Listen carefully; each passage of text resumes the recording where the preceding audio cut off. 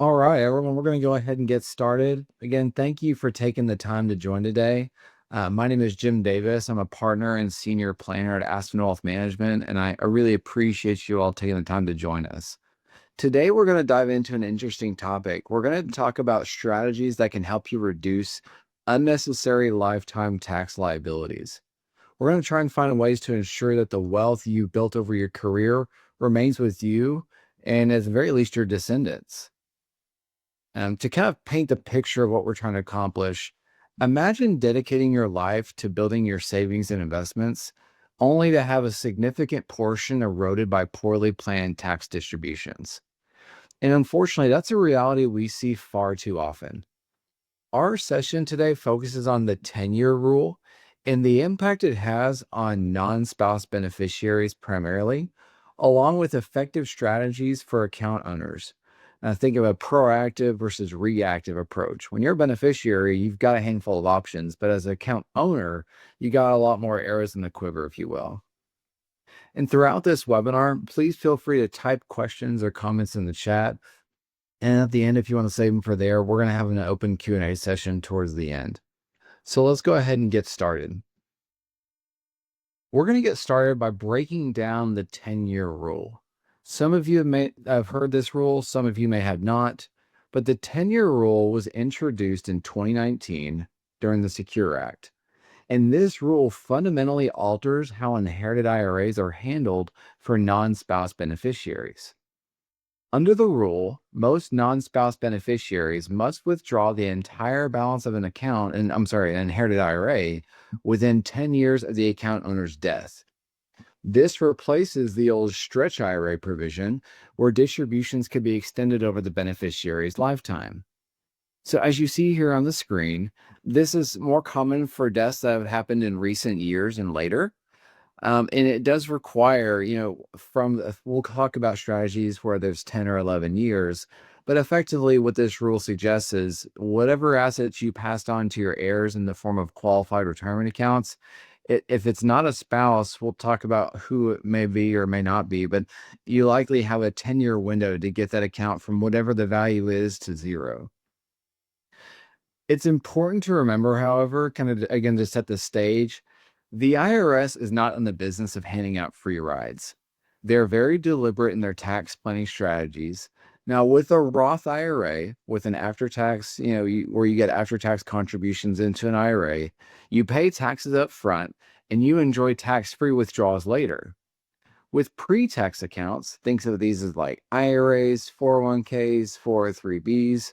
You get a tax break now, and you pay taxes when you withdraw in retirement. So the government's essentially saying, you're going to pay us now or you're going to pay us later, but you're going to pay us. When it comes to inheritances, it would be foolish to think the IRS implemented this 10-year rule by happenstance. They designed it specifically to eliminate those stretch provisions that allowed some individuals to defer taxes over many years, even decades. In essence, while the IRS gets paid regardless, they've structured this rule to ensure that taxes are collected in a more predictable and timely manner. And unfortunately, the reality is most people inherit assets during their peak earning years or their prime earning years, between the ages of 50 and maybe in your mid 60s to 70. So if you have a parent, maybe in their 80s or 90s, and they pass away, you're going to be inheriting this money, this qualified money that you have to distribute, which is ordinary income, which is why we're talking about this today, while you're in your highest earning years or highest tax years. The beneficiaries we're going to talk about today are split into two groups. There's eligible designated beneficiaries and there's non-eligible designated beneficiaries. Okay, so let's take a moment to break down the distinction between eligible and non-eligible beneficiaries under the current rules. And this distinction is critical for understanding how inherited IRAs are treated. Eligible beneficiaries, as you see here on the screen, are typically spouses of the deceased account owner, minor children of an account owner up until they reach a certain age, individuals who are disabled or chronically ill, and beneficiaries who are less than 10 years younger than the original account owner. These eligible beneficiaries retain the ability to stretch distributions over their lifetimes, which can reduce the tax burden and allow the account to continue to grow tax deferred. Most of what we're talking about today falls into the camp of non-eligible beneficiaries. Okay. Non-eligible beneficiaries are adult children, siblings, nieces, nephews, and anyone else who doesn't meet the eligible criteria. For non-eligible beneficiaries, the 10-year rule applies. And this means they must withdraw all the funds from an inherited IRA within 10 years of the account owner's death, regardless of their own age or circumstances. The flexibility of lifetime distributions is gone, which can lead to significant tax challenges, especially as we said earlier, during peak or prime earning years.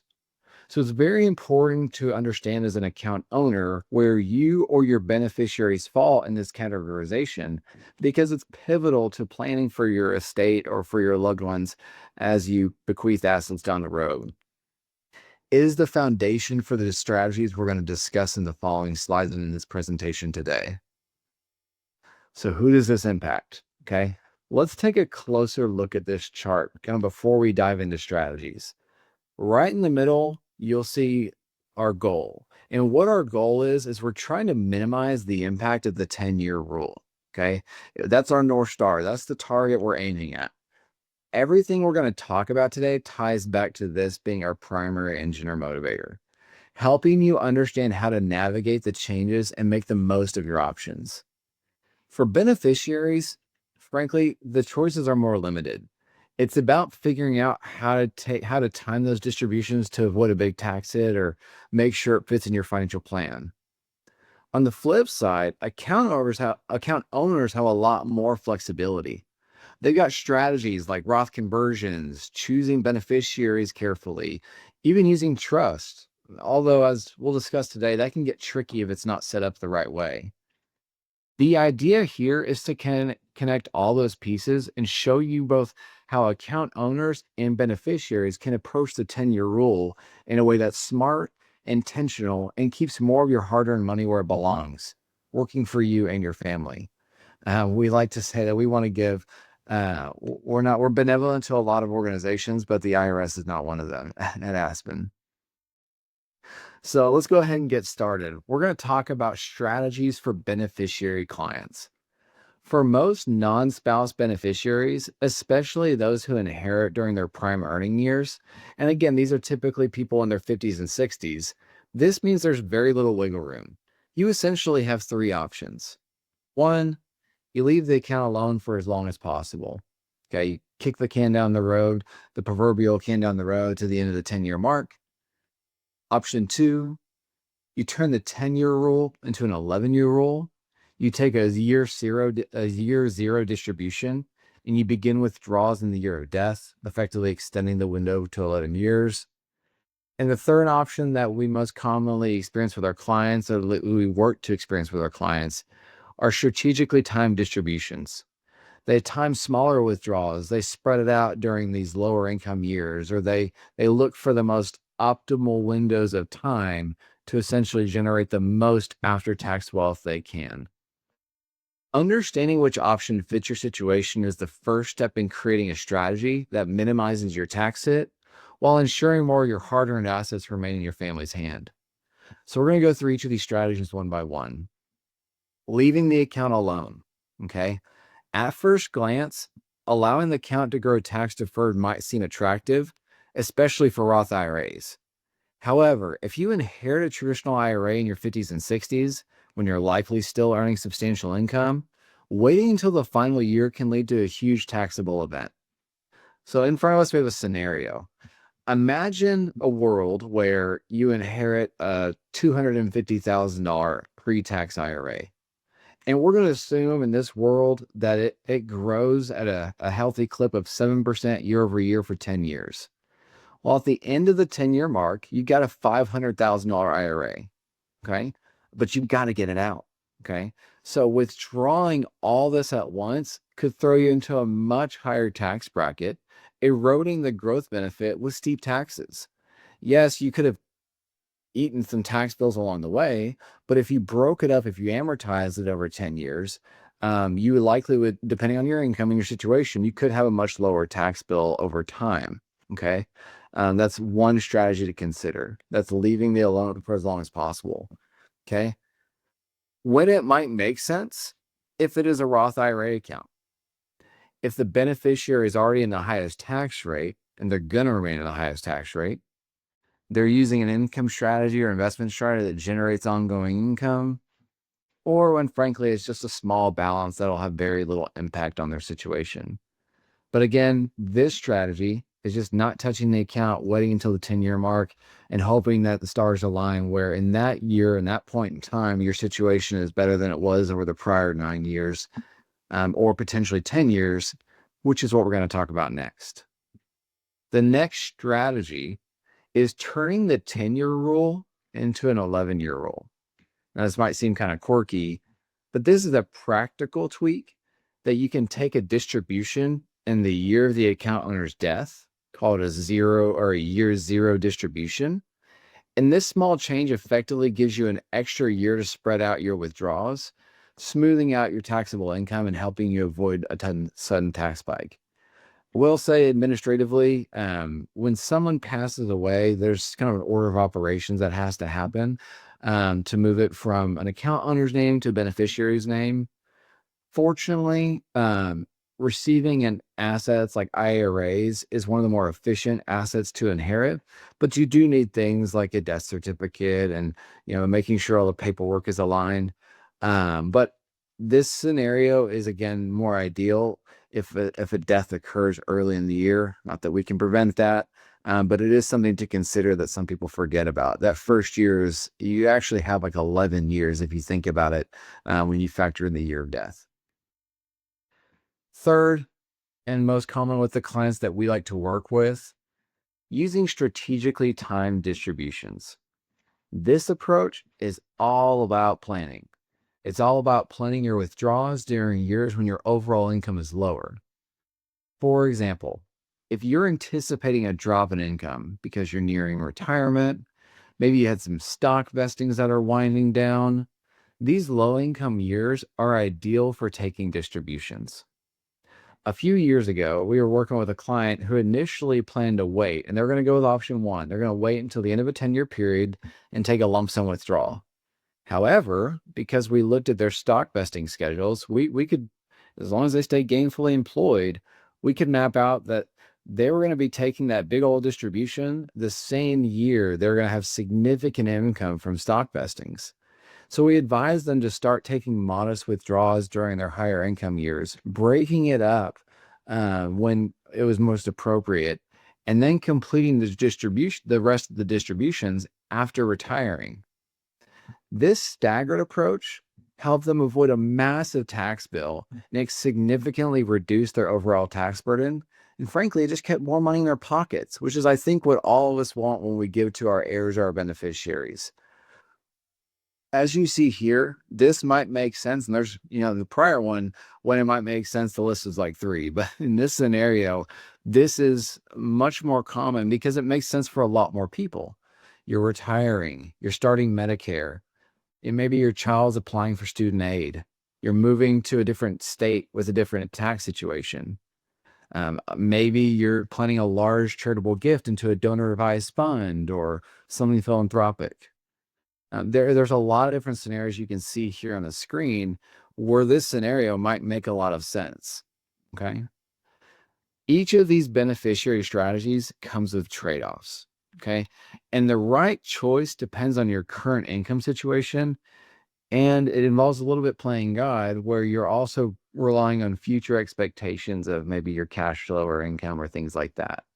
But if done well, this scenario, this strategy for a beneficiary is the most optimal. Now we're going to go into strategies for account owner clients. Okay. We're going to talk about 6 different strategies today, the bulk of which will come through the first 4 strategies. But we're going to talk about ways that we can effectively reduce tax liabilities for our beneficiaries, hopefully navigating the 10-year rule and playing to the strengths of whatever we can make it. As an account owner, you have the options to take control and proactively manage the impact of these changes. This slide lays out the strategies we'll dive into, including Roth conversions, strategic gifting, managing designations of beneficiary designations, and planning your distributions to reduce the tax burden of your heirs. We're also going to touch on more advanced ideas like incorporating charitable giving or using trusts. But fair warning, I'm just going to give you a warning now. Those options, the last two we're going to talk about, require some extra care and planning to get them right. And as we say to Aspen all the time, the juice is almost always not worth the squeeze, but it's my job to kind of paint the picture of different strategies out there. And ultimately, it depends on your personal situation for which is right or most appropriate. Each of these strategies, to be clear, has its own strengths and potential pitfalls. So the key is figuring out which one works best for you and your goals and your financial plan. Okay, so we're going to go through these one by one, and the subsequent slides, we're going to really camp out on each one in particular. As you see here, the first one's increasing the number of beneficiaries to spread your income. The second is weighing your beneficiaries' tax situations. And I was going over this presentation last week with my wife, and she was like, "You want to give our kids different amounts of money?" I was like, "Well, potentially." Weighing your beneficiaries' tax situations. I promise you, spoiler alert, we're going to leave the kids with the same amount of money in the end, but we're just factoring in their tax situations as we bequeath assets. Bypassing the spouse at first death and creating two separate 10-year windows. This is a very creative strategy that I think can be very effective for a lot of families. Using partial Roth conversions to reduce taxes for beneficiaries. Trading in pre-tax assets for life insurance. And then again, options 5 and 6, these are the more nuanced ones, not as common, often because the cost benefit analysis doesn't play in their favor too well, but we'll still talk about them lightly towards the end. Using charitable remainder trust to replicate many benefits of the original stretch IRA. So option 1, increasing the number of beneficiaries to spread out income. Okay. We're going to shift our focus to you, the account owners. If you're on this call, you are likely an account owner or you have been a beneficiary. So we're going to put you in the driver's seat and think of yourself now as the account owner, planning for your own retirement while preserving the legacy you want to leave behind. I want to dive deeper into these strategies, mostly because these first 4 are the ones we see the most. So when you increase the number of beneficiaries, this is one of the most simple yet profound strategies to spread the tax burden by naming multiple beneficiaries. And obviously it sounds so easy, right? If you have, let's just hypothetically play a world where instead of your entire IRA going to one person, you consider naming 2 or more heirs. This could be adult children. This could even be grandchildren. As an example, if you have $1 million IRA and you divide it amongst 3 beneficiaries, each is getting a smaller share. Each of them are then taxed at a lower tax rate, rather than one individual getting a lump sum and pushing them into a higher bracket. Okay.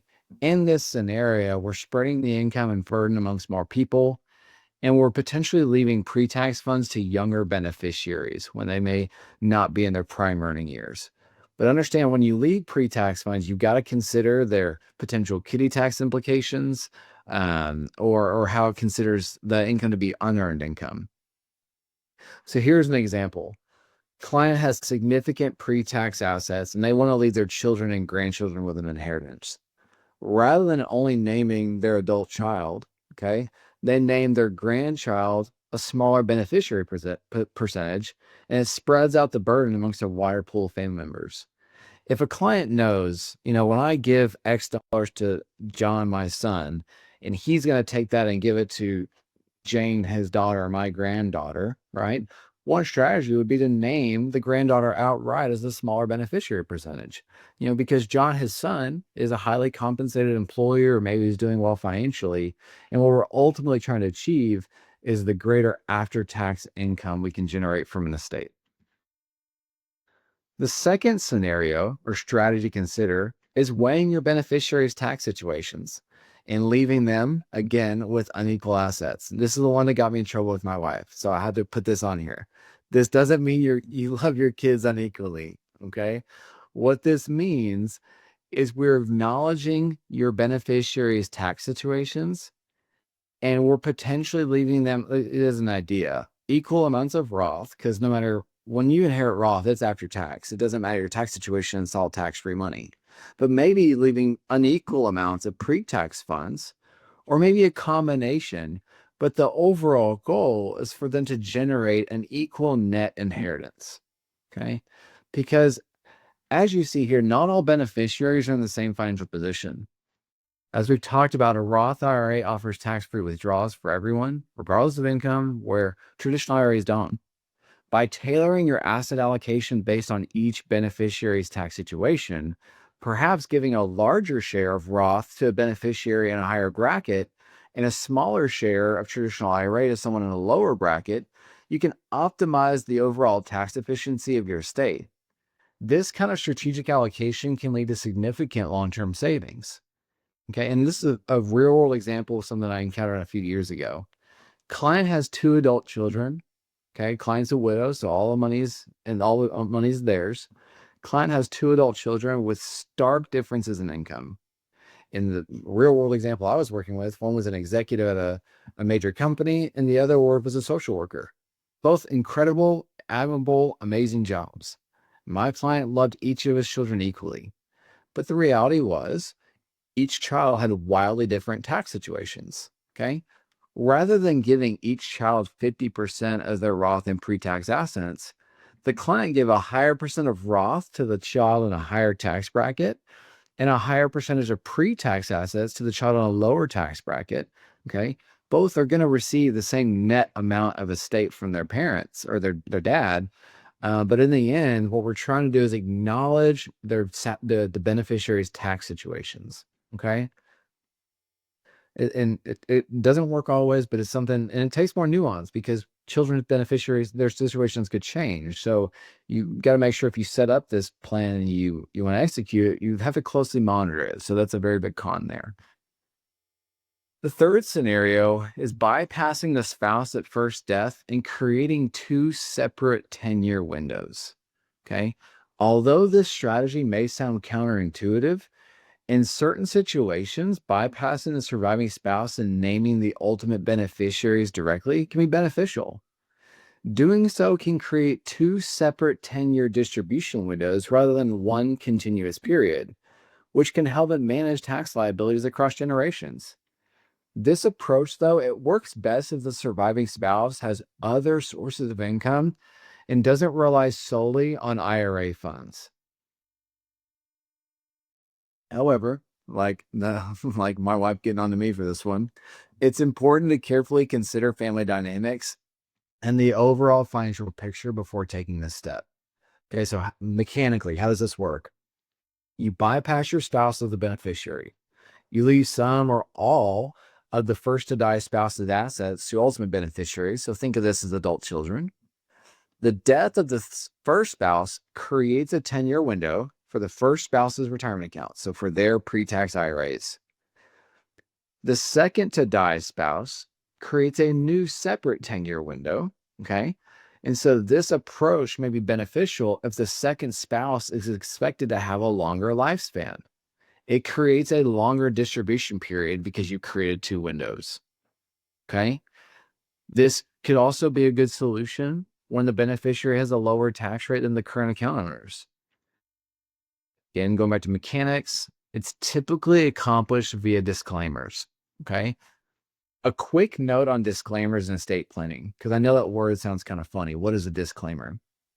A disclaimer is a way for a beneficiary to refuse an inheritance. It might sound odd, but it can actually be a really smart move. By disclaiming, the assets bypass them and go to the next beneficiary in line, often for tax or strategic reasons. Okay. So if you, as the adult child, know, hey, I don't need this money, I know I want to give it to my kids, rather than absorbing the ordinary income, paying the higher tax bill, you can disclaim and it can be pushed down to Gen 2 or Gen 3. But it has to be done right, and it has to be done within a certain window, typically less than a year. So something to plan ahead for. Okay. Again, going to a real world example, I wanted to contextualize all these strategies with real world examples. Husband and wife are both 85 years old. Husband and wife each have $1 million in pre-tax IRA accounts and a combined $2 million in a joint taxable account. Okay. The husband is aging. He's declining in health. His lifespan is much shorter, or at least the outlook for his life expectancy is much shorter than his wife. And since she is in great health and has a long life expectancy, they determined she could very comfortably live on her IRA account and that $2 million joint account. Okay. So what does he do? He names his children as the beneficiaries of his IRA account, knowing his wife was very comfortable living on $3 million in combined assets. Okay. This is one scenario where you could think of a scenario where, I know a family member like that, or I know someone, or they've got enough. And this is just a strategy, again, to create two different blocks. And so rather than squeezing all that money out in 10 years, you can spread it out over potentially 10 or 20, 15 or 20 years, depending on the surviving spouse's life expectancy. The next strategy we can talk about are Roth conversions. Now, a lot of y'all are familiar with Roth conversions. If you're a client of Aspen, you know we beat the drum on taxes. But this might be the most straightforward and simple strategy. Going back to the first slide, the IRS, they're not fools. They're going to get paid. They're going to get paid now, or they're going to get paid later. If you want to pay them now, we go Roth. If you want to pay them later, you go pre-tax. And this is all under the lens or guise of retirement accounts. But this is the most straightforward and simple strategy. Okay. It minimizes complexity for beneficiaries. Okay. And it makes sense in a number of instances. But what we're doing here is we are converting a portion of your traditional IRA into a Roth IRA. And this can be a highly effective way to lower the tax burden on your heirs. Essentially saying, hey, kids, I love you guys very much, and I'm willing to foot the bill now. I'll pay the taxes now at a rate, and it might be lower rate because you're retired. Most people, it's kind of tricky to wrap your head around, but most people, when they retire, they're the wealthiest they've ever been, right? From an asset standpoint, at least that's what you're hoping for, right? But they're in the lowest tax situation they've been in for a long time. Okay. So you're saying, listen, I understand I'm going to pay the taxes now because I know when I do a Roth conversion now, the rate in which I am paying is lower than you, son or daughter or heirs who are still working, still grinding, still making a lot of ordinary income. And so I know that the rate I pay will be lower than the rate that you pay later down the road. And so in turn, you're essentially saving the money from future withdrawals because the money you give them in Roth form are tax-free. Again, this strategy is particularly useful if you expect your beneficiaries to be in a higher tax bracket down the road when you pass away. By doing a partial conversion, you can control the tax impact and simplify the eventual distribution process. When does it make sense? Well, you calculate the tax rate on whatever you convert, and that number comes up to be less than your beneficiary's current and projected tax rate. And you should just consider the first year, but hey, what is my child or my beneficiary's tax situation going to look like over the next 1 to 11 years where they'll be withdrawing this 1 to 10 years? So you got the 11-year window to withdraw from. And it could make sense for beneficiaries to give funds to account owners to help pay the tax on conversions. Hey, Dad, thank you so much. Here's a check to help kind of pay that tax bill. Because in the end, they know they're going to get that money back tax-free on the other side. This next strategy, again, these next two strategies are more technical in nature. Being candid, they're less common in nature. And there's a reason for that because there's some cost benefit analysis you have to do for these to work. And it's not always in the favor of these two strategies we're going to discuss. But I do want to paint the picture of how this could work. One strategy for using life insurance is the idea that instead of leaving pre-tax retirement assets directly to your beneficiaries, again, where those will be taxed at ordinary income rates, you use a portion of those assets to purchase a life insurance policy. Life insurance payouts are generally tax-free to your heirs, and that can sound like a win-win. But here's the thing. This approach isn't as perfect as it sounds. First, it depends heavily on your health. If you're not in great health, life insurance premiums can be very prohibitive in terms of their cost. They can even be unattainable. Second, you're essentially replacing a tax-deferred asset with an after-tax asset. One, you have to take distributions from the IRA, pay taxes up front, and then fund the policy. This means you're taking on the tax burden now, kind of like the Roth conversion. You're taking on the tax burden now instead of deferring it further. And it involves a little bit of playing God again. What if your beneficiaries are in lower tax brackets when they inherit this money? Then the strategy might not save as much as you think. Plus, once you've converted that money into life insurance premiums, it's not as accessible for your own needs. If something comes up like healthcare expenses, you've lost the flexibility that you had with an IRA. For some people, life insurance can be a useful tool, but for most, the cost and complexity outweighs the benefits. And it's definitely not a strategy we jump into without considering all these different variables like, age, health, rate of return, as you see here on the screen. The last strategy we want to talk about today is using a charitable remainder trust. I do like this diagram. I think it paints it in a very easy to see physical forms or visual form. So you have an IRA, your $1 million IRA. Rather than naming your children as the beneficiary, right, we name a charitable remainder trust. Okay. So with this strategy, it's the idea instead of you're leaving your IRA to your heirs, where distributions are going to be subject to the 10-year rule. We're talking about the 10-year rule a lot today, and taxed at ordinary income. You designate a charitable remainder trust as your beneficiary, your primary beneficiary. The trust then provides income to your heirs for a period of time. This can be over the life of the beneficiary. This could be 20 years. So you're kind of using a charitable remainder trust to do what the stretch IRA used to allow you to do. It sounds great in theory. But before we talk further, one simple and obvious question I feel like I would have gotten in this, and I know I got from another client I talked about this with, was what is a charitable remainder trust? So at a high level, a charitable remainder trust is a way to turn assets like stocks or real estate or even retirement funds into a stream of income while supporting a family member. Okay. Here's how it works. And I'm sorry. And at the end of this, whatever you give to your kids through an income stream, the rest goes to charity. So you transfer assets into the trust. Okay. It sells them tax free. And then it pays you or someone you love income for life or a set period. When the trust ends or terminates, whatever's left, typically a set percentage, goes to charity. Now, if you fund a charitable remainder trust with an IRA, it can be a smart way to reduce taxes and stretch out distributions. Instead of leaving your IRA directly to heirs, where it could get hit with a big tax bill, you name a CRT or a charitable remainder trust as the beneficiary. When you pass, the IRA moves into the trust tax-free, and the charitable remainder trust then provides income to your heirs for a set time. When the trust ends, the remaining assets go to charity. And yes, it can help minimize taxes, provide for your loved ones, and it can leave a lasting impact. However, there's no such thing as a free lunch, as some people say. So let me kind of break down this strategy. While it sounds creative, there's some real drawbacks to consider. First, you are adding layers of complexity. Setting up and managing a charitable remainder trust requires legal expertise, ongoing administrative costs, and careful investment management. It is not a set it and forget it solution.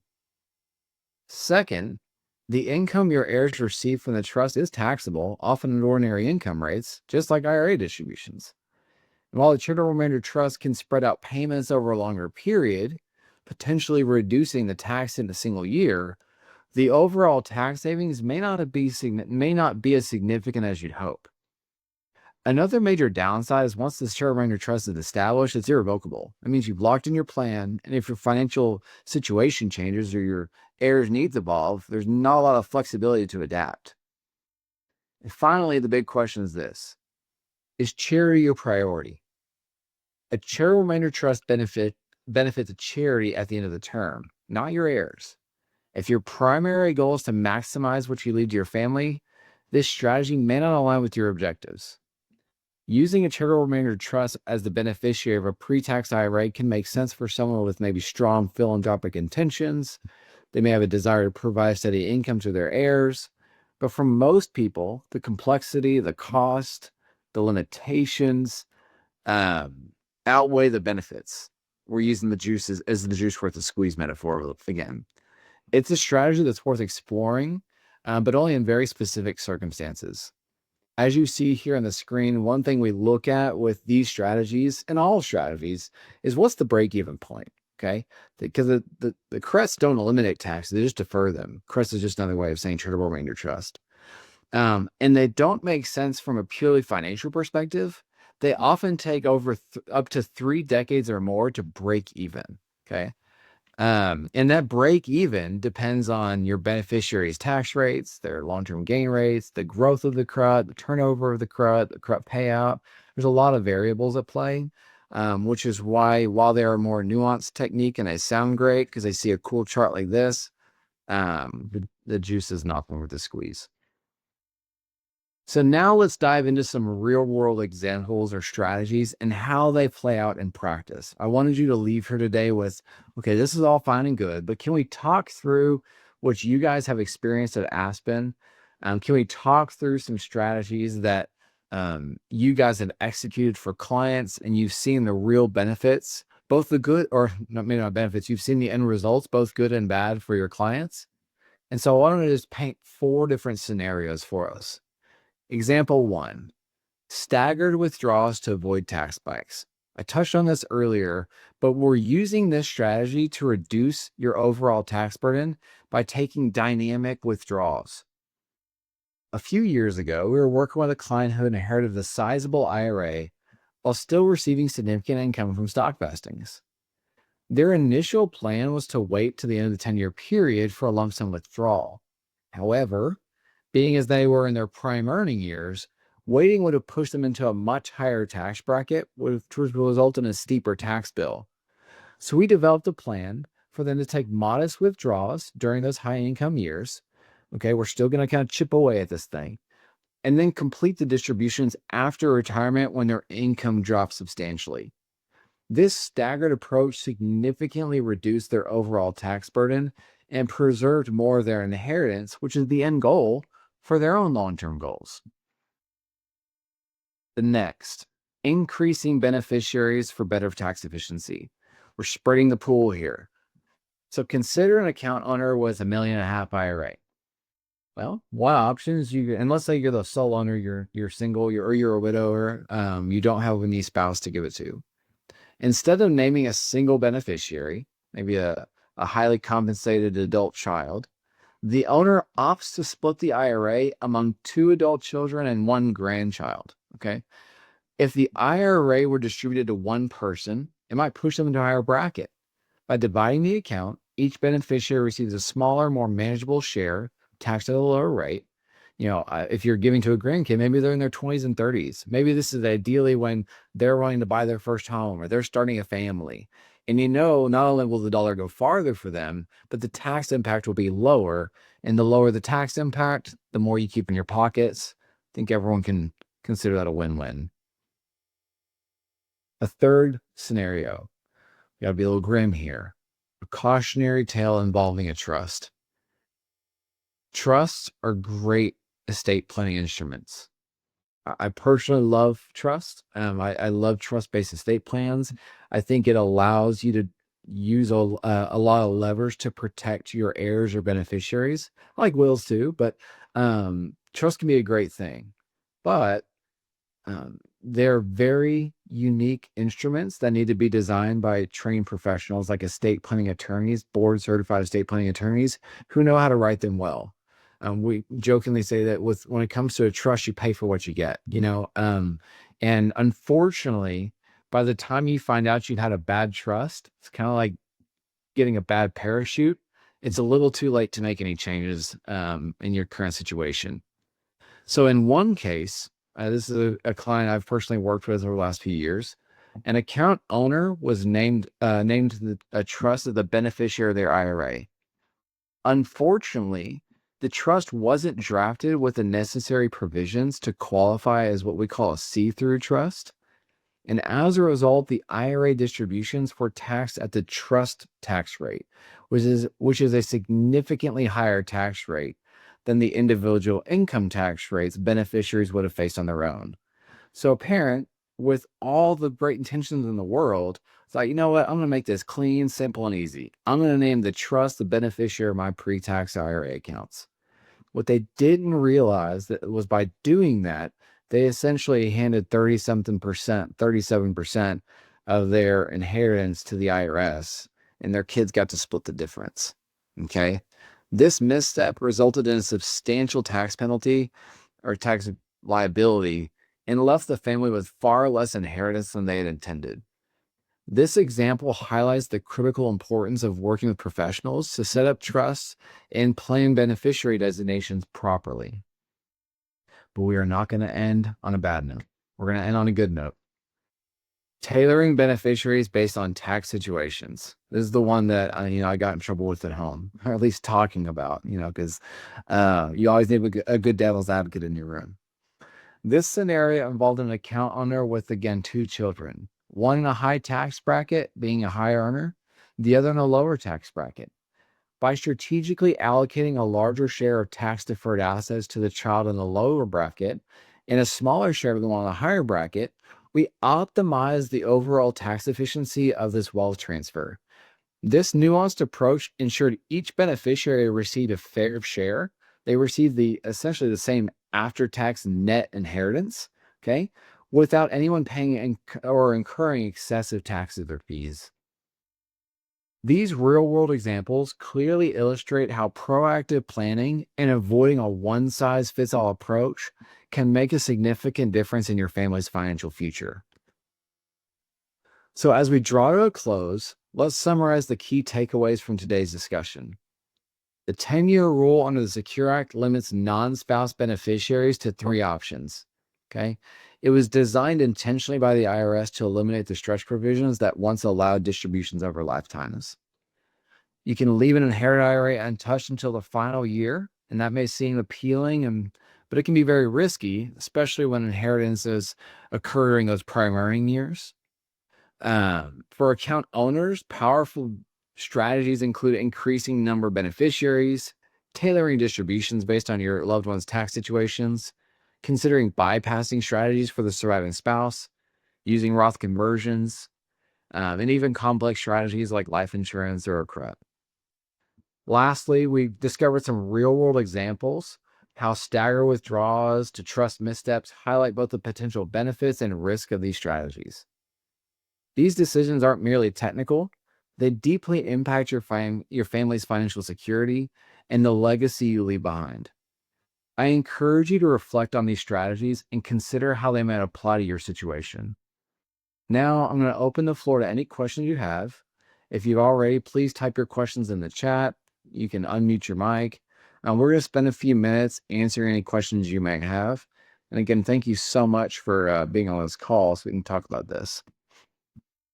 Oh, I see some in the Q&A. I will absolutely forward the link to the presentation after the meeting. Thank you for I'll take the layouts there. That's an easy question to answer. Yes, all webinars are recorded and they're available on our website. If you go to Aspen Wealth, I'm going to just do it for us here in a minute. We can go to Aspen Wealth, and at the very top of the page, you might see something. I think it says Insights now. So let me look at that real quick. Here we go. I'll drag and drop this over my screen. So on our page, you can go to resources, and there's Aspen Wealth webinars, where you can always access a bank of webinars. Under this page, you can also see all the blog posts. We write pretty regularly about different financial planning related topics. If I can get that to load, as you see here. And so under resources, you can go view our webinars, and all that information will be there for you to view. Oh, we have one in the chat.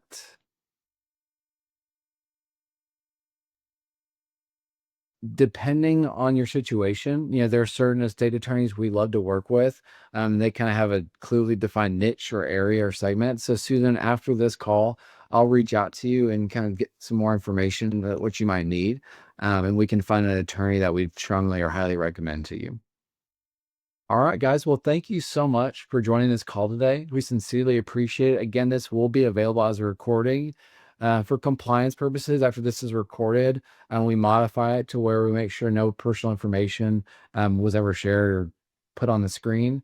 That will be cut and put on YouTube, available through our website, and a link will be sent to you guys. So don't even have to worry about going to our website later. We will send you an email once the recording is available. So again, thank you all for attending today. We sincerely appreciate it, and I hope you have a great rest of your day.